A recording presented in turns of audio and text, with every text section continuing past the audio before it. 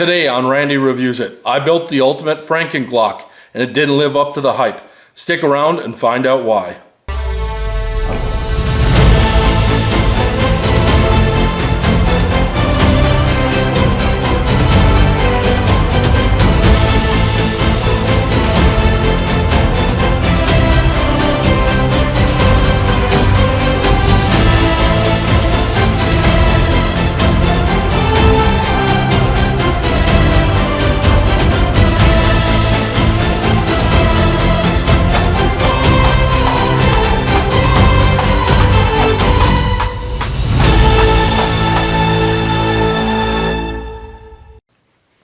Hey everybody, Randy Reviews It here. So today we're talking about my ultimate Franken Glock. What this is the ZEV aluminum frame on the MBK kit with a Shadow Systems Gen 3 19 slide and a DPM recoil system in it. So I've bought all these in parts, which saved me money, and I'm still at over $1,700 into this build. The grip frame alone was $550. It's really rare to get. They only released a few of them. It's got tungsten weights in this to make it heavy and to mitigate the recoil and to make it shoot very pleasantly. I have the DPM recoil system in there. If you're familiar with them, I've done a video on them. Basically, it's like a progressive spring system that also helps mitigate recoil, and the gun's reliability stays great. On top, we have the Shadow Systems slide, which has one of the best optics cuts on the market. It comes with really good blacked out rear Ameriglow front sights.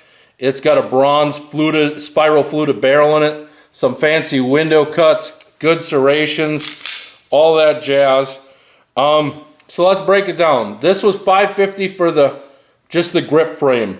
It was another $375 for the ZEV MBK kit.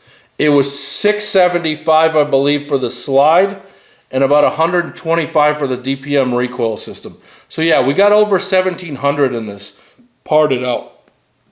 Does it shoot good? Absolutely.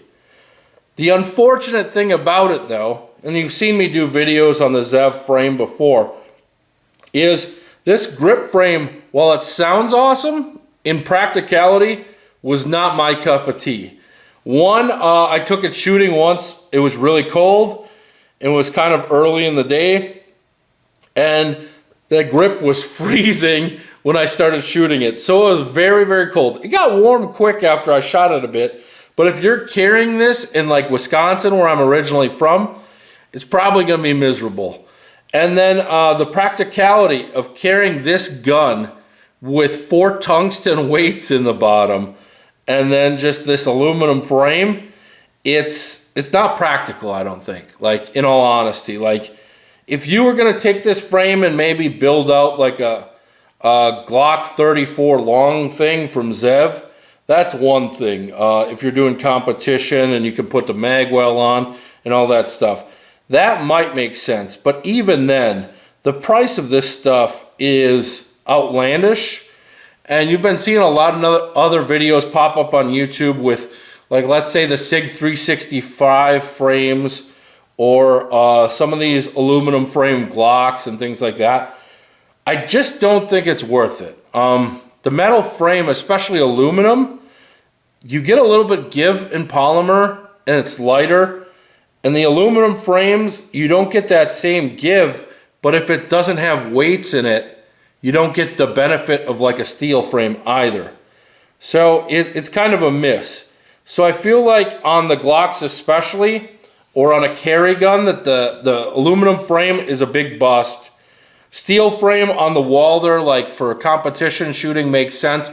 Or like I said, competition shooting on this. But then you'd have to buy like the ZEV expensive slide that comes out to here or something like that. You wouldn't want to run the 19 like slide on it or anything like that. So what happened with this gun? It's got some pretty good texturing on the sides, texturing on the back, but this last weekend I was at the PSA gathering, and I got there really, really early Friday morning, and I saw that there was a Langdon Tactical booth. and wow. So I got to shoot all the Langdon guns because I was there early and there wasn't any lines and anything like that. And it blew me away. I felt sick to my stomach that I spent over $1,700 on this. And the Langdon guns just blew it out of the water, I felt like, as far as feel, as far as performance, that sort of thing. The only good thing I think about with kind of this Glock platform when you get into this Gucci type stuff is that it takes Glock mags. But at the same time, at this price point, you're right there with the Stealth Arms Platypus, which I would guarantee you probably shoots nicer than this does. $1,700 for a carry Glock to me is a hard pill to swallow. And if I bought this directly from Zev, I'd probably be looking at like a $2,500 price point. Like if I got the Zev slide with the frame and the kit and all that other stuff, like a hyper comp, you're probably approaching $3,000 with that hyper comp and everything that you'd be putting in this. Like I think the hyper comp slide itself is like $1,500. So with the bottom, you're at $2,500 right there. You throw an optic on there, you're at $3,000. It's just too much, I think, for most people to stomach that sort of price tag. Two, I don't think it lives up to the hype. Like the shooting performance on this, I still grab my PX4. I still grab my P30s. I still grab VP9s. I enjoy shooting them more than I enjoy shooting this. And that's a problem. That's a real problem. Because by all accounts, this should be the most amazing shooting experience ever. And it's definitely better than like a base Shadow Systems or anything like that. It's got a nice flat trigger. It's better than a stock Glock. But for the price and the weight and everything I've dumped into it, it just doesn't do enough to justify me keeping this thing around. So overall, the Franken Glock project was fun. I built an amazing looking gun, or I assembled, I should say. I didn't build it. I assembled it. But overall, it just doesn't make me happy enough for the price that I put into it that I'm going to keep it around. Ooh, excuse me. So I hope that if you bought this frame, that you found some way to make it worth it to you.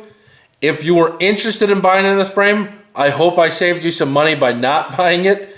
Overall, thanks for watching, everyone. Leave a comment. Tell me how much of an idiot I was for spending all this on this Glock. Basically, I don't know. Like, subscribe if you want to see me waste my money some more. Take care, everyone. Thanks for watching.